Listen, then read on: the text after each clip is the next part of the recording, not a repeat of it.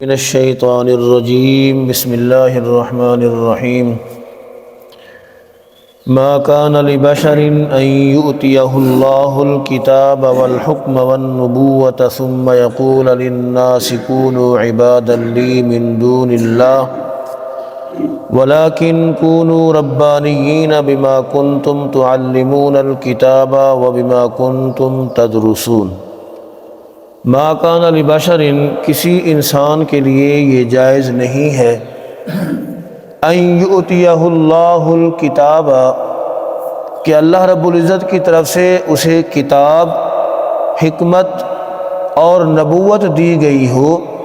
ثم یقول للناس، پھر وہ لوگوں سے یہ کہتا پھرے، کونوا عبادا لی، کہ تم میرے بندے بن جاؤ، ولیکن کونوا من دون اللہ، اللہ رب العزت کو چھوڑ کر، ولیکن کونوا ربانیین، اور لیکن ان کی شان یہ ہے کہ وہ لوگوں سے یہ کہے، کونوا ربانیین، کہ تم اللہ رب العزت کے بندے بن جاؤ، بما کنتم تعلمون الکتاب، بسبب اس کے جو تم کتاب کے اندر پڑھتے اور پڑھاتے ہو، اس وجہ سے تم رحمان کے، اپنے رب کے، اپنے اللہ کے بندے بن جاؤ۔ ولا یأمرکم ان تتخذوا الملائکۃ والنبیین اربابا، اور وہ تمہیں یہ حکم نہیں دیتا، ان تتخذوا الملائکۃ، کہ تم بنا لو فرشتوں کو اور نبیوں کو اربابا، خدا، رب، معبود بنا لو، اس کی اجازت تمہیں اللہ نہیں دیتا۔ ایأمرکم بالکفر بعد اذ انتم مسلمون، کیا وہ تمہیں کفر کا حکم دیتا ہے تمہارے مسلمان ہو جانے کے بعد؟ ایسا نہیں ہو سکتا۔ ان آیات کا ایک شان نزول ہے، نبی مکرم صلی اللہ علیہ وآلہ وسلم کی خدمت اقدس کے اندر نجران سے عیسائیوں کا ایک وفد آیا، ایک گروہ آیا، جس میں ان کے بڑے بڑے علماء، بڑے بڑے ان کے صلحاء،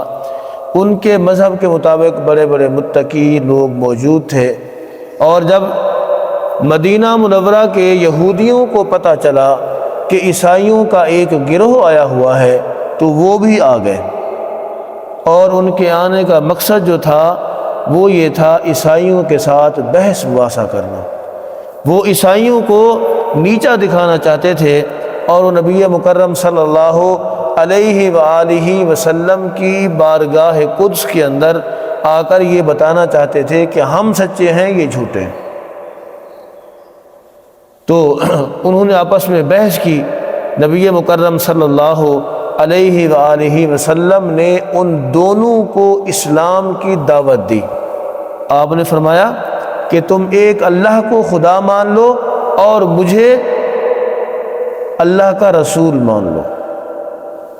جب حضور علیہ السلام نے انہیں دین کی، اسلام کی دعوت دی،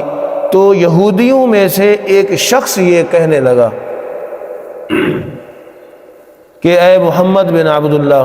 صلی اللہ علیہ وآلہ وسلم، کیونکہ وہ اللہ کا رسول آپ کو نہیں مانتے تھے، اے محمد بن عبداللہ،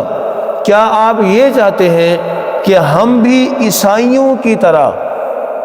اللہ رب العزت کو چھوڑ کر آپ کی عبادت کرنا شروع کر دیں؟ جب اس نے یہ کہا تو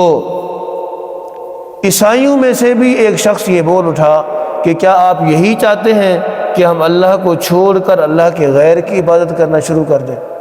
تو نبی مکرم صلی اللہ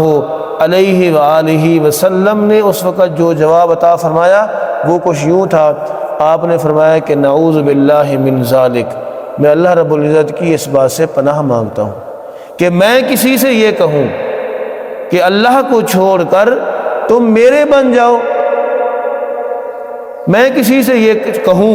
کہ اللہ کی عبادت کرنے کے بجائے میری عبادت، میری بندگی شروع کر دو، فرمایا میں اس بات سے اللہ رب العزت کی پناہ مانگتا ہوں، میں ایسا تصور بھی نہیں کر سکتا، میں ایسا سوچ بھی نہیں سکتا کہ کسی کو یہ کہوں۔ تو اللہ رب العزت کی طرف سے پھر یہ آیات نازل ہوئی، فرمایا کہ ما کان لبشر ان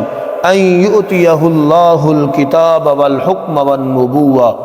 کسی انسان کے لیے یہ جائز نہیں ہے، کسی انسان کو یہ بات جچتی ہی نہیں ہے کہ وہ لوگوں سے یہ کہے۔ کب؟ جب اسے اللہ کی طرف سے کتاب دی گئی ہو، والحکمہ،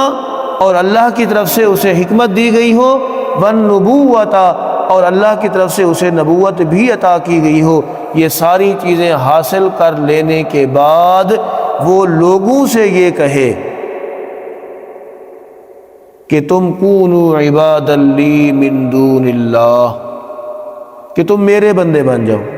ایسا سوال ہی پیدا نہیں ہوتا، ایسا سوال ہی پیدا نہیں ہوتا کہ وہ لوگوں سے یہ کہے، بلکہ جسے اللہ نے کتاب دی، جسے اللہ نے حکمت دی، جسے اللہ نے نبوت دی، اس نے کیا کہنا ہے؟ اس نے کہنا ہے وَلَٰكِن كُونُوا رَبَّانِيِّينَ، اے لوگو کیا بن جاؤ؟ ربانی بن جاؤ۔ ربانی کیا ہوتا ہے؟ اپنے رب کے بندے بن جاؤ۔ تمہارا اٹھنا، تمہارا بیٹھنا، تمہارا کھانا، تمہارا پینا، تمہارا اوڑھنا، تمہارا بچھونا، تمہارا سونا، تمہارا جاگنا، تمہارے سارے کے سارے معاملات کس طرح ہونے چاہیے؟ جیسے اللہ چاہتا ہے، جیسے اللہ نے حکم دیا ہے ویسے ہونے چاہیے۔ بما کنتم تعلمون الکتاب وبما کنتم تدرسون، اس کتاب کی وجہ سے جسے تم پڑھتے اور پڑھاتے ہو، جس کا تم درس و تدریس کرتے ہو، جسے تم سیکھتے اور سکھاتے ہو، اس کے اندر جو اللہ رب العزت نے احکامات بیان فرمائے ہیں، تم سب کو ویسا ہو جانا چاہیے، تم سب کو ویسی زندگی گزارنی چاہیے۔ فرمایا جسے اللہ حکمت، کتاب اور نبوت عطا فرماتا ہے، اس کا تو یہ کام ہو جاتا ہے، اور تم میرے محبوب علیہ الصلوۃ والسلام پر جھوٹ بول رہے ہو، تم میرے محبوب علیہ الصلوۃ والسلام پر الزام لگا رہے ہو کہ وہ تمہیں جو ہے نا اللہ کے چھوڑ کر اپنی عبادت یا بندگی کرنے کا حکم دیں گے، ایسا نہیں ہو سکتا۔ فرمایا وَلَا يَأْمُرَكُمْ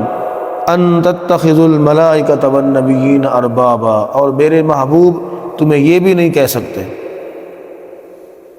تم جتنا مرضی کہتے رہو، لیکن میرے محبوب ایسا کر ہی نہیں سکتے۔ کیا بھائی؟ ان تتخذوا الملائکۃ والنبیین اربابا، وہ تمہیں یہ کہیں کہ جی رب کو چھوڑ دو، فرشتوں کو اور رسولوں کو، اللہ کے نبیوں کو جو ہے نا اللہ کے علاوہ معبود مان لو، ایسا نہیں ہو سکتا۔ حضرت حسن بصری رحمۃ اللہ تعالی علیہ فرماتے ہیں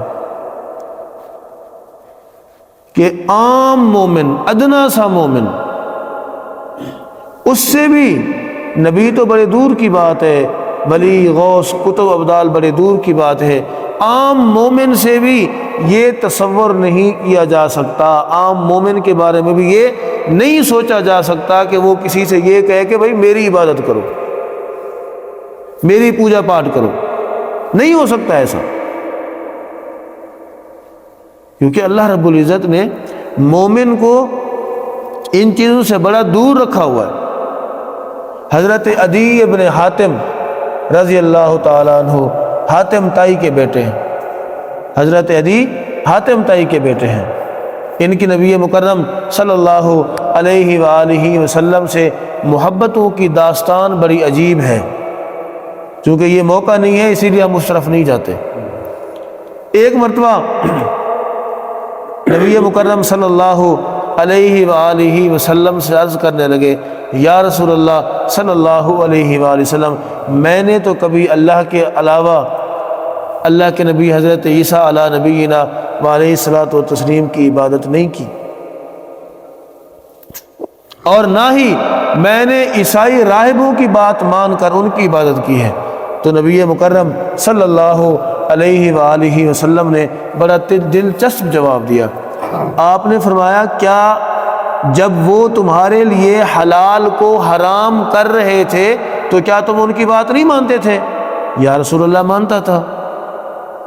تو کیا جب وہ تمہارے لیے حرام کو حلال کر رہے تھے تو ان کی بات نہیں مانتے تھے؟ یا رسول اللہ صلی اللہ علیہ وسلم مانتا تھا۔ تو فرمایا یہی اللہ کے غیر کی عبادت ہے۔ جب اللہ نے کسی کو حلال کہہ دیا تو اسے حرام نہ سمجھنا ہے نہ کہنا ہے، اور اسی طرح جب اللہ رب العزت نے کسی چیز کو حرام کہہ دیا تو اسے حلال نہیں کہنا اور حلال کو حرام نہیں کہنا۔ کیوں؟ کیونکہ اللہ رب العزت کے فیصلے کو، اللہ رب العزت کے ریٹ کو چیلنج کرنے والی بات ہے یہ، اور جو اللہ کے فیصلے کو، اللہ کی ریٹ کو چیلنج کرے وہ پھر اللہ کا بندہ نہیں ہو سکتا۔ تو اسی لیے میرے بھائیوں، ہمیں اپنی اس زندگی کے اندر اپنی ضروریات، اپنے معاشرتی معاملات، اپنے رہن سہن، اپنے اٹھنے بیٹھنے، اپنے کھانے پینے، سونے جاگنے، اپنے لین دین کو، اپنے حقوق کو، اپنے معاملات کو، اپنے تعلقات کو دیکھنا ہے کہ کہیں ایسا تو نہیں ہے میرا یہ معاملہ قرآن و حدیث کے خلاف جا رہا ہے، کہیں ایسا تو نہیں ہے میرا یہ معاملہ یا میرا یہ طریقہ کار اللہ اور اس کے رسول صلی اللہ علیہ وآلہ وسلم کے بتلائے ہوئے طریقے کے خلاف جا رہا ہے۔ اگر ایسا ہو رہا ہے تو پھر ہمیں اپنے آپ کو روکنا ہوگا، اپنے آپ کو بچانا ہوگا، اور ہمیں اپنے آپ کو اس جگہ سے واپس لانا ہوگا، وہاں پر لانا ہوگا جو جگہ ہمیں اللہ اور اس کے رسول صلی اللہ علیہ وسلم کے قریب کرنے والی ہے۔ دعا ہے اللہ تبارک و تعالیٰ مجھے آپ کو عمل کرنے کی توفیق عطا فرمائے، اللہ تبارک و تعالیٰ میرے لیے آپ کے لیے دین پر چلنا آسان فرمائے۔ وآخر دعوانا ان الحمد للہ رب العالمین۔